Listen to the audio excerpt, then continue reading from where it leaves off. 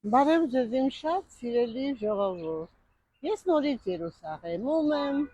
նորից իմ հայ ժողովրդի համար, հայ ազգի համար, մենք միասին բոլորս աղոթելու։ Տեսեք ինչ հրաշալի է մեր Երուսաղեմում արդեն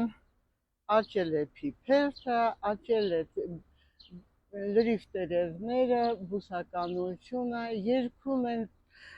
թռչունները, ծաղիկները, փիփերթը շատ առողջարար է մեր օրգանիզմի համար։ Այն նպաստում է, որ մեր արյան շրջանառությունը լավանա, հագինա միկրոէլեմենտներով, այն նաև բարերար է ազդում սիրտանոթային համակարգի վրա, որովհետև միկրոէլեմենտների հզոր քանակություն օրգանիզմի կողմից լավ մարսվող եւ ամենակարևորը ունի բջջանյութ, որը իջեցնում է խոլեստերինի քանակը։ Իհարկե, մենք կարող ենք, եթե պոկում ենք, իհարկե, տեսեք, պետք է պոկենք այնպես, որ մենք չկոշտացած մասերը օգտագործենք, այլ դալար մասերը եւ օգտագործենք եւ աղցանների ձևով եւ ճաշատեսակների ձևով եւ իհարկե կարող ենք մի փոքր շոկե խաշել եւ օգտագործել։ Այն չափից ավելի օգտակար է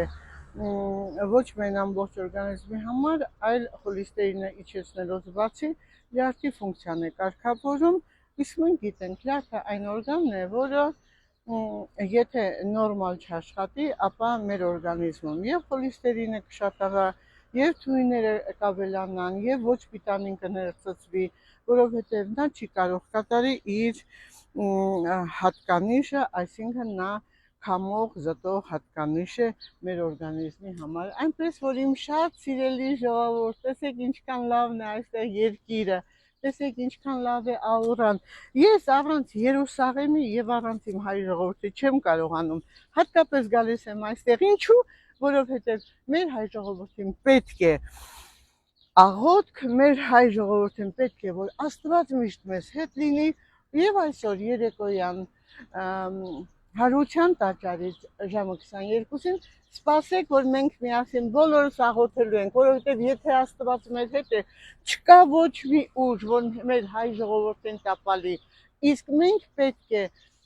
եւ հաղվածքով լսենք եւ վստահաբար մեր մեջ դա կողմնորոշվենք եւ հասկանանք, որ Աստված ամենազորեղն է եւ միայն նա կարող է մեզ օգնել։ Հաջողություն իմ հայ ժողովուրդ, սպասեք ժամը 22-ին, ընդ որում